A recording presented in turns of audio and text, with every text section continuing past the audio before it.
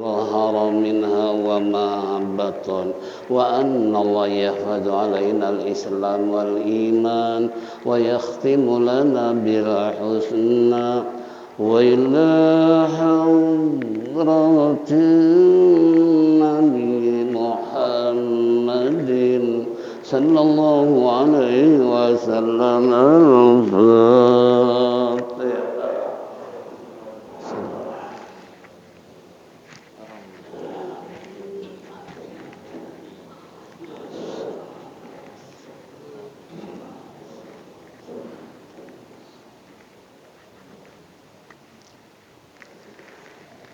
Bismillahirrahmanirrahim. Alhamdulillahirabbil alamin. Wassalatu wassalamu ala asyrafil mursalin sayyidina wa syafi'ina wa maulana Muhammadin wa ala alihi wa sahbihi ajma'in. Amma ba'du fa inna asdaqal kitabullah khairal hadi hadi sayyidina Muhammadin sallallahu alaihi wasallam wa syarrul umur muhdatsatuha wa kullu muhdatsatin bid'ah wa kullu bid'atin dhalalah wa kullu dhalalatin finnar. Wa qala al-musannif rahimallahu ta'ala wa adaman naf'a bihi wa bi ulumihi fid daraini amin. Wa qala ma'asyiral muslimin wa zumratal mu'minin rahimakumullah. Sesuai dengan berita yang saat ini tuan guru kita kurang sehat, yang tentunya tiada rotan akar pun jadi. Mari kita sama-sama membaca Al-Quran suratul Fatihah, bil khusus untuk tuan guru kita yang kurang sehat. Mudah-mudahan Allah angkat penyakitnya sehingga dapat pulih kembali dan melaksanakan hak kewajibannya buat beliau sebagai tuan guru kita. Begitu juga jamaah yang kurang sehat, yang dalam keadaan sakit, angkat penyakitnya sehingga dapat kumpul kembali di majelis yang mulia ini bi barakati al-Fatihah.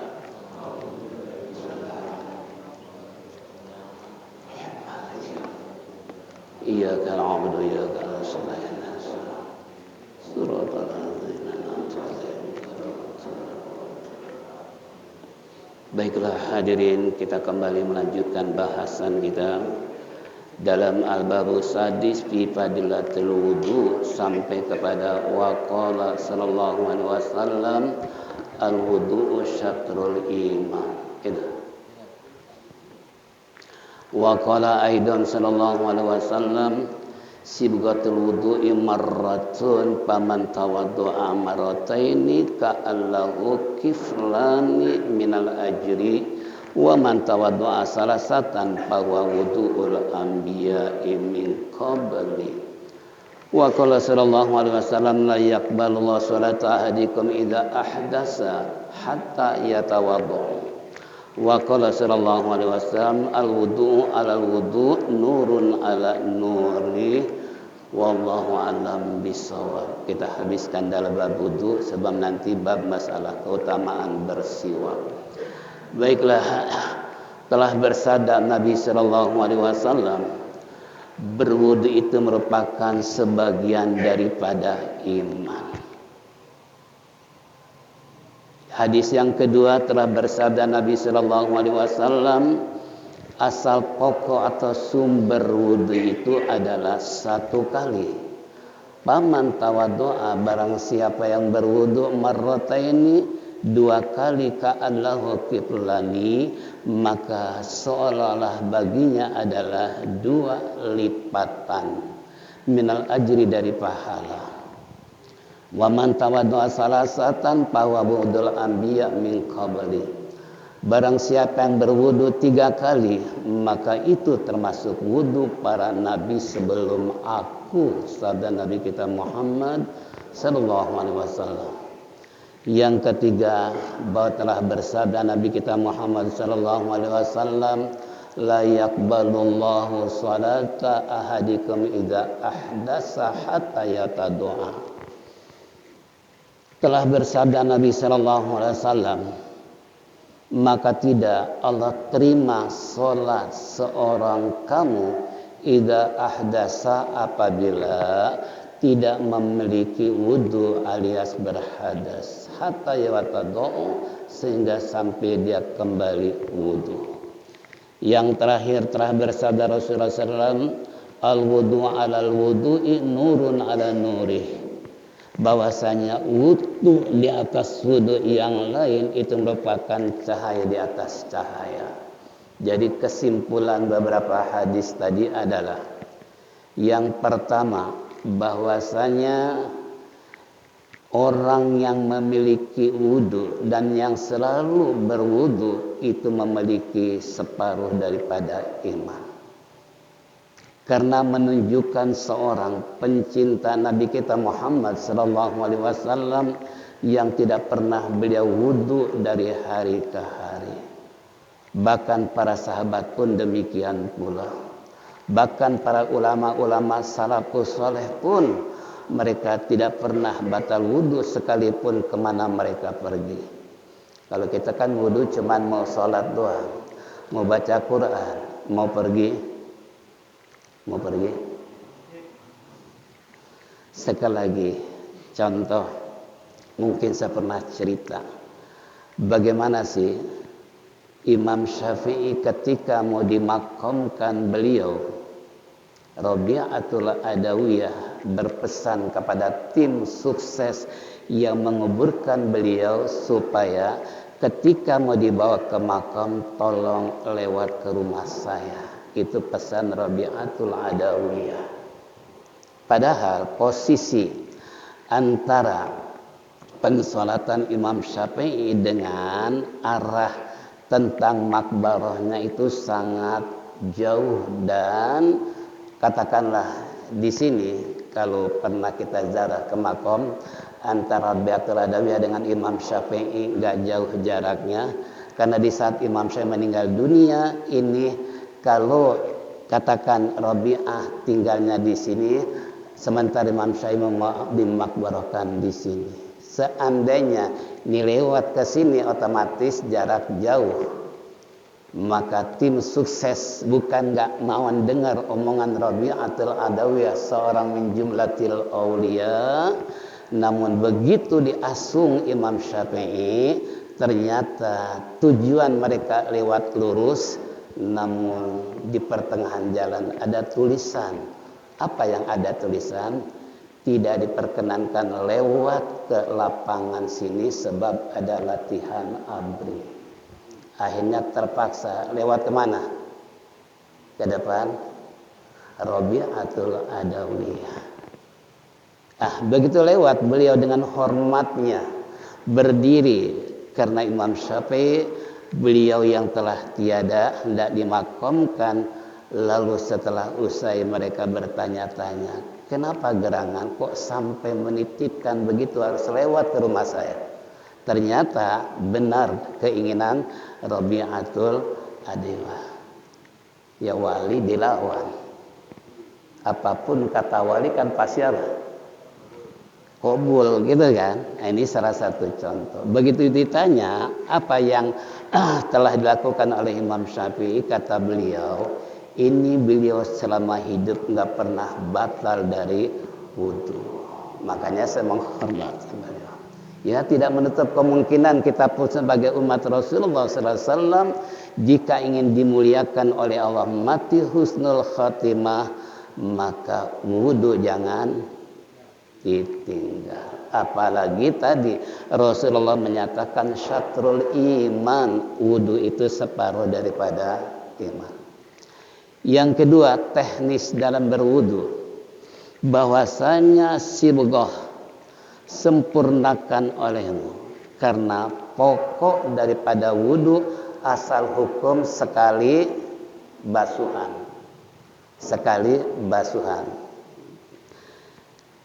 Barang siapa yang dilipat gandakan 2 kali, ini 2 kali, seharusnya akan berkumur sekali. hidung sekali, muka sekali, tangan sekali, seluruh anggota tubuh yang terkena wudu 1 kali. Namun kalau kita 2 kali berdasarkan hadis Rasulullah kiflani minal ajri, maka akan dilipat 2 gandakan sebab dengan mengulang 2 kali.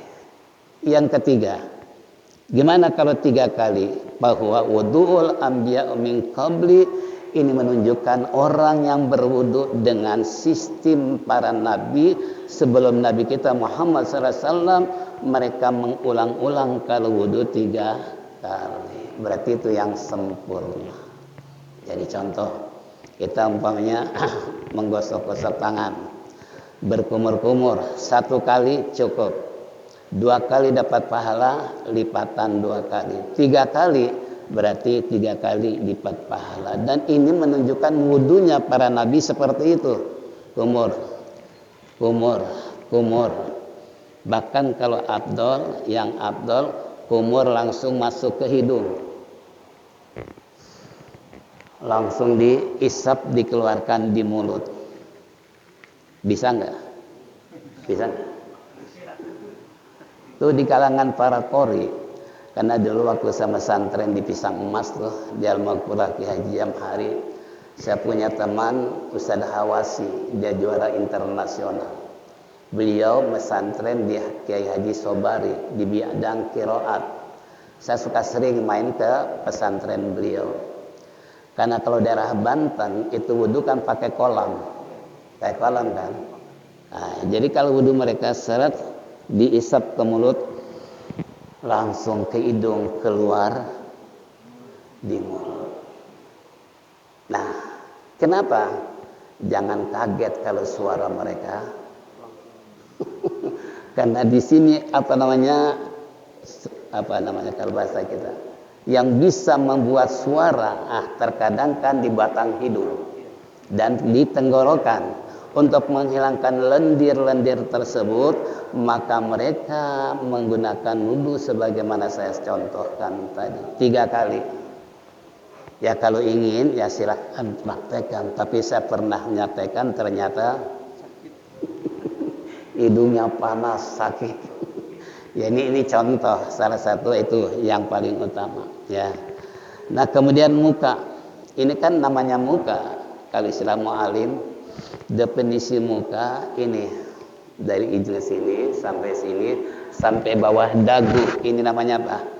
Muka. Nah, kalau kita asal wudu begini doang tanpa ratakan sampai bawah dagu, bahkan bagi mereka yang berjenggot sunnah di sela-sela. Yang berjenggot, yang nggak punya jenggot berarti perempuan. Yang nggak punya jenggot,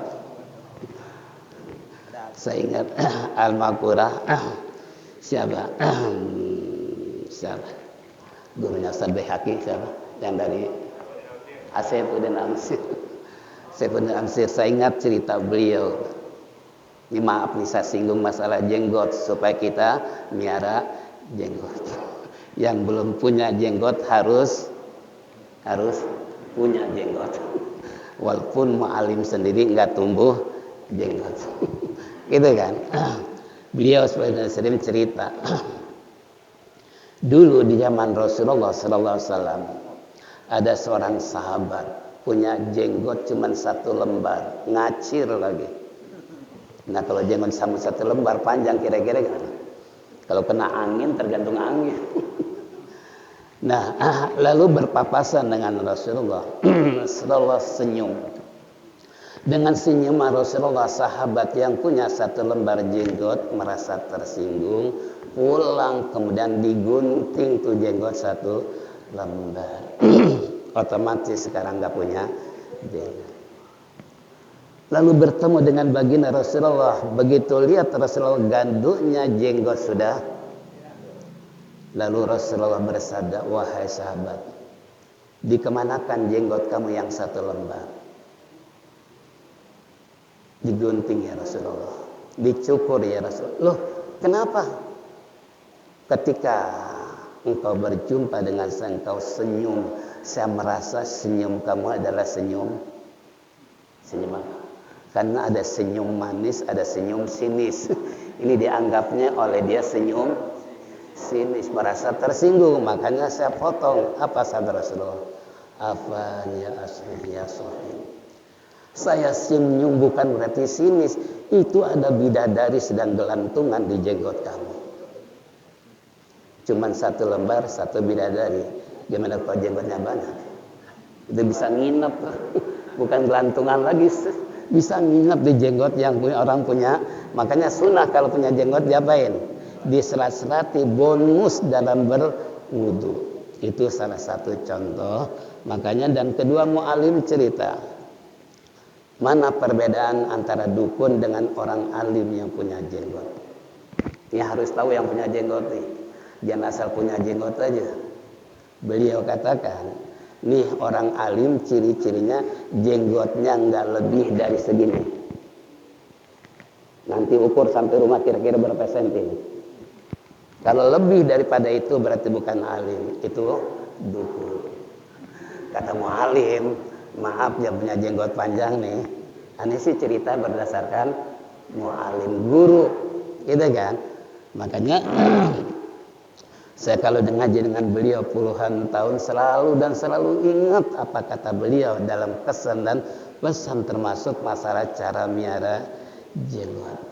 Saya nggak peduli terkadang jemaah tabligh kan jenggotnya panjang-panjang, apalagi orang Wahabi. Tahu orang Wahabi? Bentar-bentar bid'ah, bentar-bentar ada orang Wahabi di sini. Jangan tersinggung orang Wahabi. Kalau miara jenggot panjang, karena kata mu'alim, ciri orang alim jenggotnya nggak lebih dari ukuran. Kita lihat di rumah saya depan, saya pasang 120 min jumlatil aulia dari Yaman. Ya, karena saya dulu waktu ke Yaman tuh dengan tuan guru kita, Ki Kamal Yusuf, ada 22 orang tuh kiai. Cuma saya kebetulan ikut nimbrung dengan kiai, akhirnya termasuk saya. Saya perhatikan jenggot-jenggot orang sana, termasuk Umar Al-Hafiz, kalau dihitung, diukur nggak lebih dari ini. Bahkan 120 min jumlatil aulia, nggak panjang jenggotnya, hampir sama. Kenapa? Karena mereka miara jenggot berdasarkan ilmu, bukan berdasarkan hawa.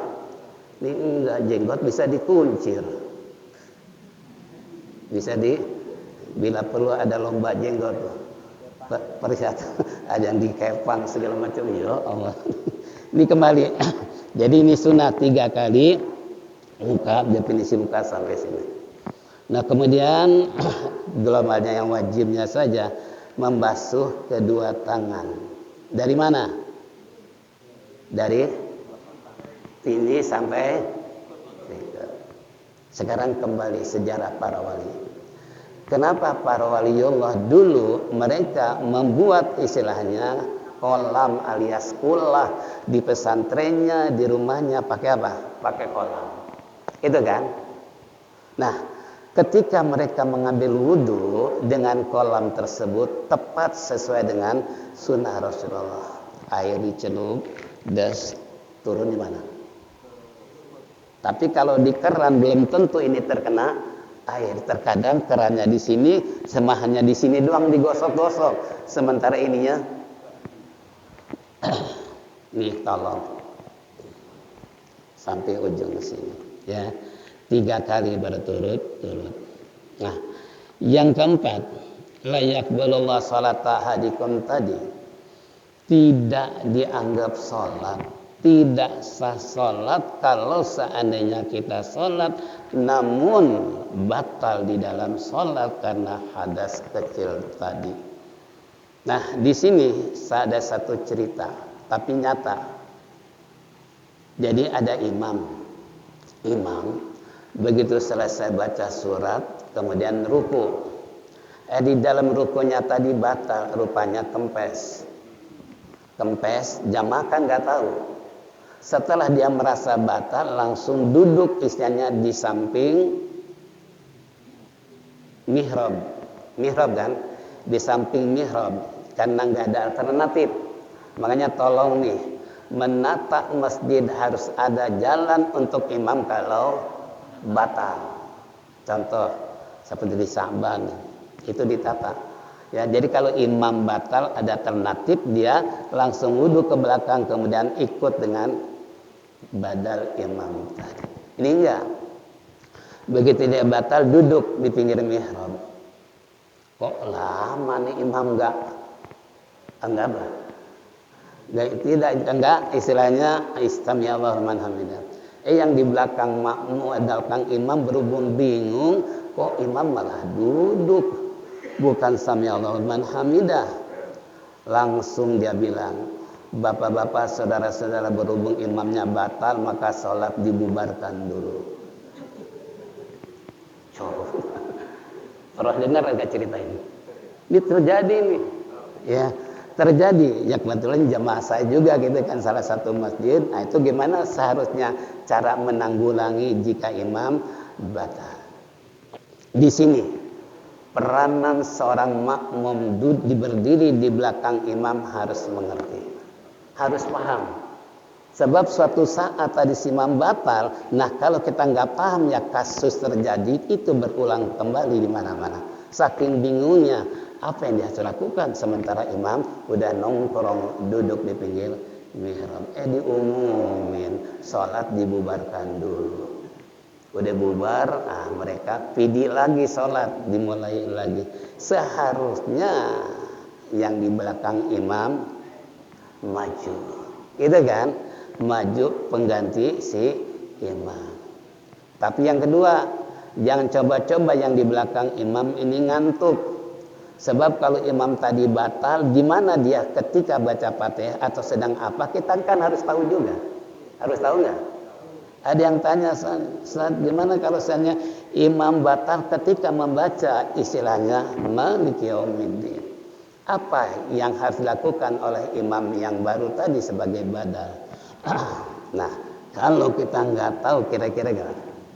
Imam begitu Maliki Yaumiddin batal, minggir, lalu maju yang di belakang imam, lalu dia sebagai pengganti. Jika nggak tahu kira-kira apa yang harus dia baca, ulangi bismillah atau lanjut? Lanjut atau baca bismillah? Ini kan pakai ilmu. Kalau nggak pakai ilmu, kira-kira gimana? Itu kan? Itu lanjut.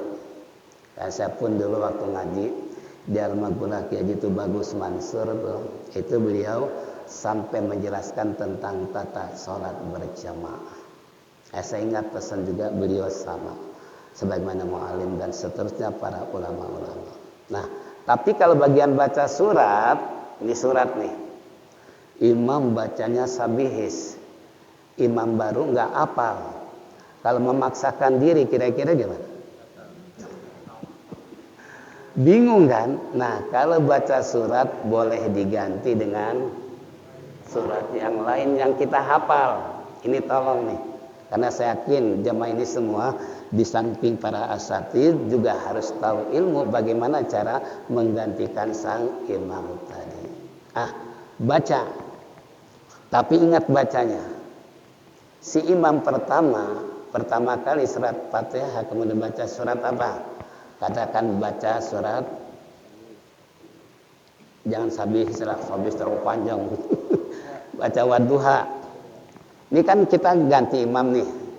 Imam tadi rakaat pertama baca Wadduha. Nah, si imam yang baru pengganti imam yang batal tadi itu jangan baca surat di atas surat Wadduha. Harus di bawah. Jangan begitu dong. Bismillahirrahmanirrahim. Wal-laili idza yaghsha. Seharusnya di bawah Al-Masyur. Karena ini berdasarkan ayat warattil Qur'ana tartila. Baca olehmu Quran secara tartil. Ini kalau guru-guru saya Al-Maghfurah Kianan Said maupun itu Bagus Mansur, Dewan Pakar Tajwid Indonesia, kalau ada imam seperti ini, dia bisa baca Quran, cuman nggak punya guru, nggak punya. Kenapa? Nggak ada yang ngajarin. Sesuai dengan ajaran guru gitu kan. Sebab guru dari mana? Dari guru. Guru dari mana? Guru dari mana? Terus sampai pada baginda Rasulullah Sallallahu Alaihi Wasallam. Ini sebagai tambahan penjelasan karena ini terjadi tidak menutup kemungkinan di masjid masing-masing. Makanya Al-Fakir memberanikan diri menjelaskan semua ini karena dari guru, bukan dari saya, bukan dari guru.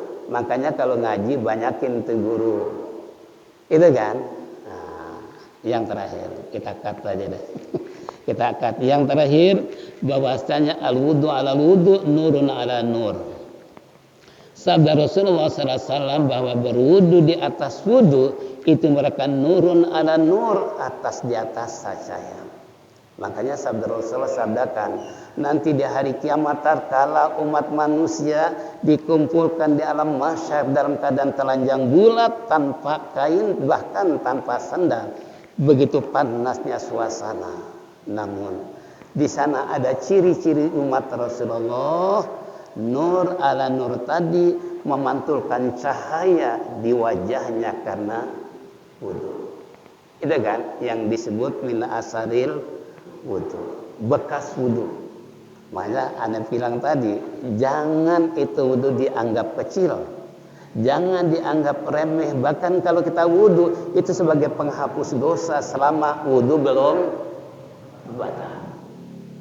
Selama belum batal itu pahala jalan terus. Makanya seandainya kapan dimanapun kita berada, entah di luar negeri, dalam negeri, di perjalanan, setelah kita membuang air kecil langsung dengan wudu. Ya, ini kapan dan dimanapun.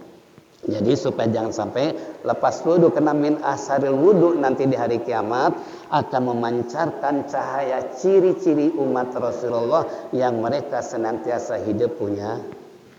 Inilah hadirin jamaah rahimakumullah, sampai di sini. Nanti insyaallah kita akan bahas selanjutnya kitab Fadilati Siwak, keutamaan siwak. Siap-siap nanti pakai siwak. Jangan tersinggung kalau nggak pakai siwak. Tapi saya kalau punya siwak hilang melulu. Penjelasannya insya Allah nanti. Baiklah. Ada. Oh iya. Itu pengumuman nggak ada. Sehubungan dengan hasil keputusan para pengurus Majelis Taklim Asy-Syafi'iyah, setiap guru nggak hadir berarti berikutnya masih di sini. Jadi sekali lagi pengurus Senin yang akan datang masih tetap di sini sampai 2 kali tidak hadir baru pindah ke tempat yang lain. Jadi tolong sampaikan kepada yang nggak hadir pagi hari ini bahwa Senin besok tetap masih di Al-Istiqomah. Inilah yang perlu kami sampaikan. Terima kasih atas perhatiannya. Mari kita tutup dengan zikir tauhid. Falyatafaddal masyaallah.